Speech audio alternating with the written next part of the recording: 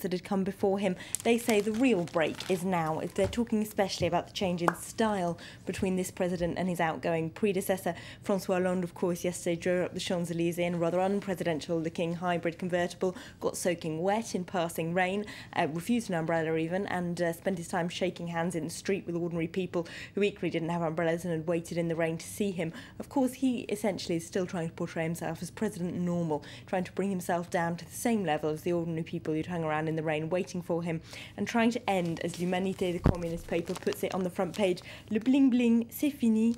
Hardly needs translating there. He's obviously trying to make as much of a break in style as possible as he can from predecessor Nicolas Sarkozy. The paper points out that in his speech yesterday at the inauguration, when he paid tribute to all of his predecessors, the nicest thing he could find to say about Sarkozy was that he hopes that he enjoys the new adventures in his life, damning rather with faint praise, or indeed no praise at all there. Le Canard enchaîné also puts the rain on its front page of the satirical paper, hardly inaugurated and already soaking wet, but they say you can hardly blame him for trying to change the style of the French presidency, trying to be as down-to-earth as possible after how badly the Sarkozy's bling-bling style went down with the French public. OK, and of course his choice of Prime Minister was announced yesterday. How has that gone down?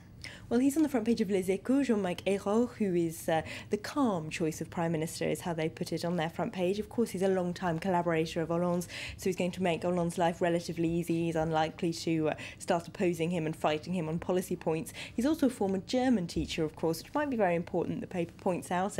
He's someone who understands Berlin politics, how it works, and quite literally speaks their language, so that might be an advantage that he has to the president. He's got lots of experience in local politics, 23 years as mayor of Nantes, so that perhaps makes up for how he's never been a minister in the past. Of course, the tough challenge, though, later today for Hollande is to fit all of the Socialist Party's other key figures into the different boxes that will be in his ministerial cabinet.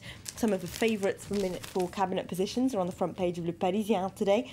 Some of the Socialist Party's older grandees, Pierre Moscovici, Michel Sapin down here, along with some of the outstanding younger stars of this, possibly of this cabinet. Of course, we don't know if they're in it yet, but Cécile Duflot, leader of the Greens, and Aurélie Filippetti, who's been widely tipped as culture minister, are also in that front page. Hollande, of course, has promised to do an equal amount of men and women in his cabinet, which is not immediately obvious where those women will come from, because there's not a huge amount in his close circle, but that might allow him to bring in some younger, fresher faces into the cabinet.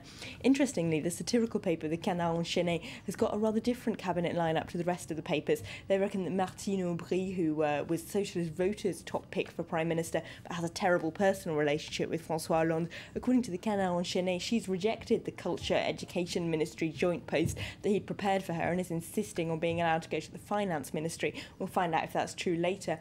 They also reckon that the Mayor of Paris, Bertrand Delanoë, is going to be leaving that job to go over to the Justice Ministry. We'll wait and see. OK, will be revealed this afternoon. Now, François Hollande, of course, also met with Angela Merkel yesterday. A very important meeting there. How has that gone down with, well, the press here in France and indeed internationally? Thunder and lightning, but no spark. Of course, there's a ready-made metaphor yesterday, as The Guardian puts it, when Hollande almost had to postpone his trip to Germany as his plane was hit by lightning. They say, of course, it was rather an awkward first date between the two of them, or Merkel had to pull Hollande back into line as he walked across in front of her while they were trying to inspect German troops yesterday. But nevertheless, the two might have personalities that get on rather well, even if he did spend most of his campaign effectively campaigning against her economic policy. As the New York Times puts it, they're both pragmatists, they're both quite calm, not likely to be given to grandstanding on the international stage, and the fact that he actually bothered to come and see her on a second plane after the first one was nearly brought down, maybe that determination is a good sign for their future relationship, the paper says. Well, we will see. Watch this space. Thanks very much indeed, Elena, for that look at the French and indeed a bit of the international press today. Well, there's plenty more still to come for you here on Live from Paris, including a trip to Kabul for a look at the new Afghan security force.